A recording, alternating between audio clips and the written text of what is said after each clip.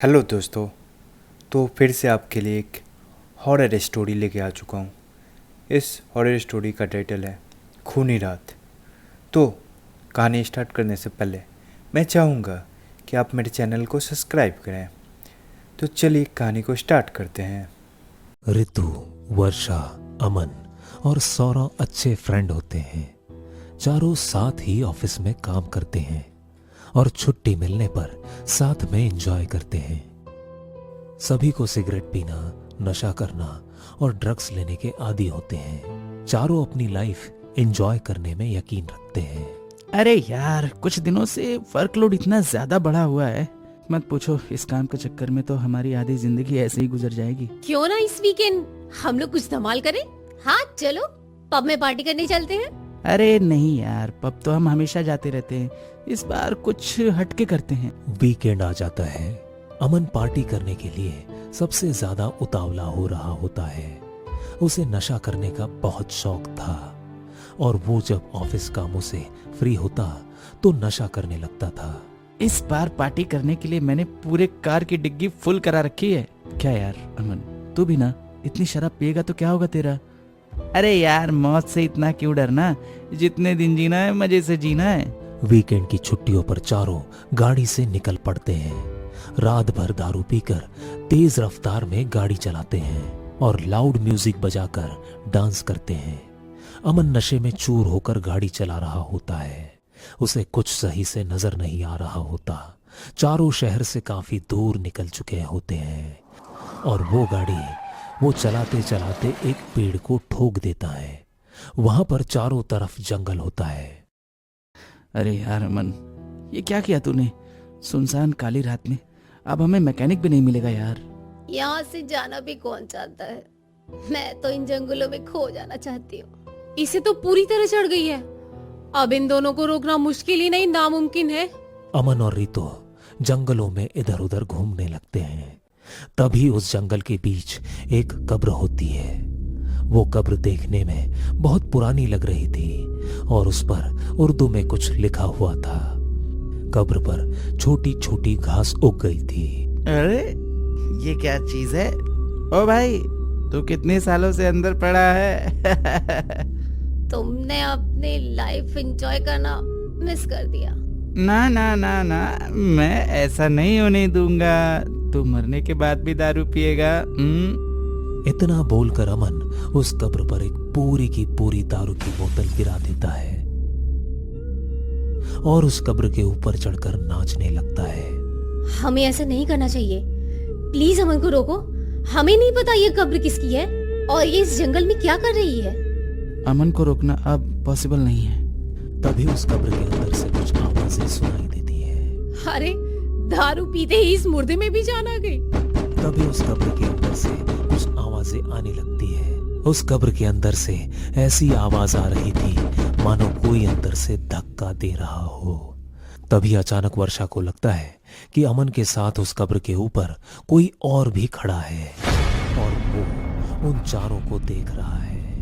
ए, वहाँ कोई है। अभी अभी मैंने वहाँ किसी को देखा है। ए, जो भी है सामने आओ। हमारी वर्षा मैडम तुम्हें अपना दिल दे चुकी हैं। तभी अचानक वही पास के पीपल के पेड़ की लटें नीचे आकर अमन को खुद में लपेटते हुए ऊपर की ओर ले जाने लगती है। सभी डर जाते हैं। किसी को समझ में नहीं आ रहा है कि ये क्या हो रहा है। देखो, मैं हवा में उड़ रहा हूँ, इसलिए मैं तुम लोगों को कहता हूँ ना, दारू पिया करो। तो तुम लोग भी बिल्कुल बेकार हो। धीरे धीरे पीपल की लटें अमन को खुद में जकड़ने लगती है और उसे ऊपर ले जाकर ऊपर से नीचे छोड़ देती है। अमन उस कब्र के ऊपर गिरता है और उसके शरीर का एक एक अंग अलग हो जाता है और तुरंत ही उसकी मौत हो जाती है। ऋतु, वर्षा और सौरभ ये देखकर डर जाते हैं। अमन, क्या हो गया तुम्हें? आंखें खोलो। भागो यहाँ से। हमने यहाँ पर आकर बहुत बड़ी गलती कर दी है। हमने इस कब्र में सोई आत्मा को जगा दिया। अब ये आत्मा हमें नहीं छोड़ेगी। तीनों वहां से अपनी जान बचाकर भागने लगते हैं, लेकिन तीनों के पीछे एक सालों से कोई खतरनाक आत्मा पड़ जाती है। अचानक से वहां पर तेज हवा चलने लगती है और सारे पत्ते उड़ने लगते हैं। तीनों एक दूसरे से अलग हो जाते हैं। ऋतु नशे में भागते हुए उस कब्र के पास वापस पहुंच जाती है। अरे मैं वापस यहाँ कैसे पहुंच गई? तभी अचानक अमन के शरीर का बिखरा हुआ हिस्सा अचानक जुड़ने लगता है और वो किसी खूंखार प्राणी की तरह बन जाता है और वहां ऋतु के पीछे भागने लगता है। ऋतु वहां से अपनी जान बचाकर भागती है। अमन, होश में आओ, मैं तुम्हारी दोस्त ऋतु। अमन दौड़ते हुए ऋतु का गला पकड़ लेता है। अमन ऋतु का गला पकड़ते हुए उसे पेड़ के ऊपर टांग देता है और ऋतु की गर्दन एक नुकीली डाल में फंसा देता है। ऋतु का शरीर उस पेड़ से लटक जाता है और वहीं पर ऋतु की मौत हो जाती है।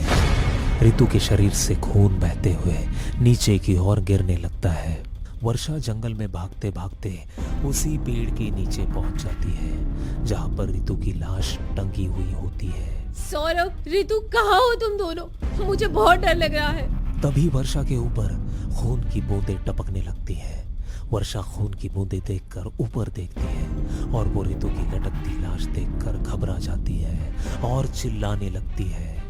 ऋतु, तू भी अमन की तरह हम लोगों को छोड़कर चली गई।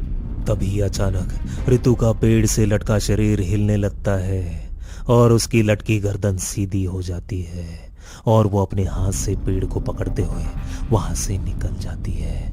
वर्षा ये देखकर बुरी तरह घबरा जाती है और वो वहां से भागने लगती है। भागते हुए वो सौरभ से टकरा जाती है। अच्छा हुआ सौरभ, तुम मिल गए। ऋतु, उस आत्मा ने ऋतु को भी नहीं छोड़ा। हम सब मारे जाएंगे। हमें यहाँ आना ही नहीं चाहिए था। चलो भागो यहाँ से।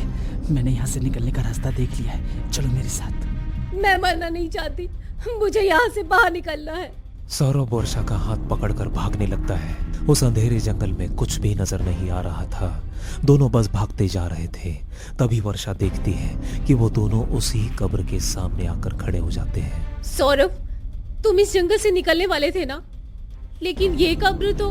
तब वर्षा सौरभ की ओर देखती है। सौरभ के चेहरे पर उसकी आंखें नहीं थी।